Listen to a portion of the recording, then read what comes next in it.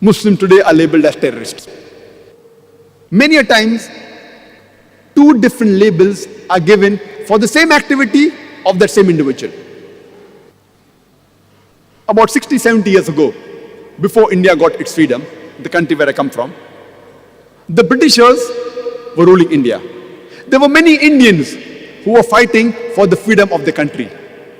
These people, by the British government, they were called as terrorists. But the common Indians, we call them as freedom fighters, as patriots.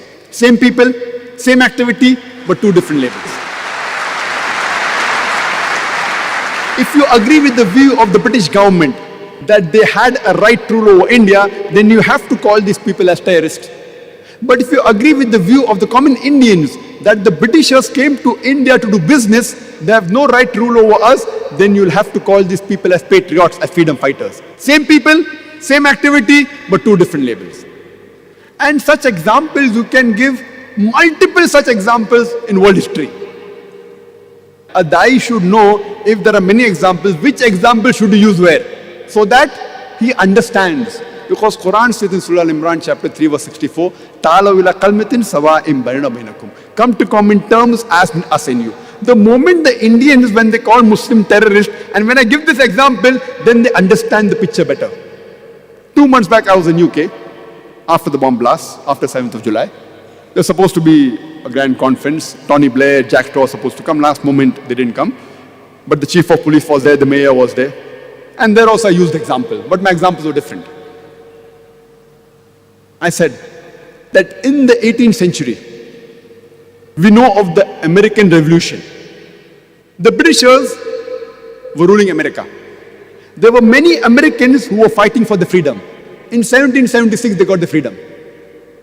And top of the line were Benjamin Franklin, George Washington. They were called as terrorist number 1 by the British government. The person who was terrorist number 1, George Washington, later on, he becomes the president of USA.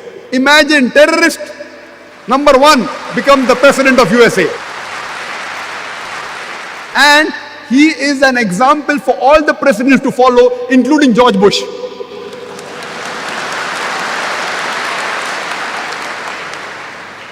This is media. Terrorist number 1 becomes the president of the country which we look up upon. USA! USA's name comes most advanced country in the world. Who was the person who was the first president? A terrorist.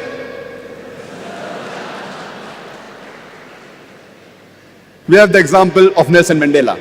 Before New South Africa was formed, South Africa was relieved from the white apartheid government.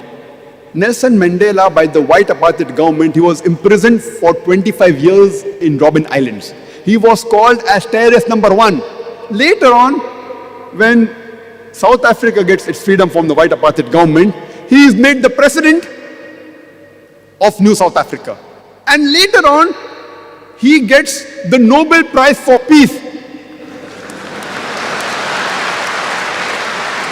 And he doesn't get a Nobel Prize for Peace for a new activity. Not that he was a terrorist first and then he did some good activities and a bad person has become a good person. No, no. For the same activity for which he was called a terrorist, after a few years, he gets the Nobel Prize for Peace.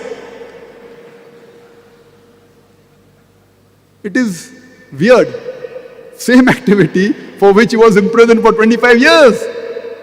He was called as terrorist. For the same activity later on, he gets the Nobel Prize for Peace. So this is how the media can convert day into night, black into white, hero into a villain, and a villain into a hero.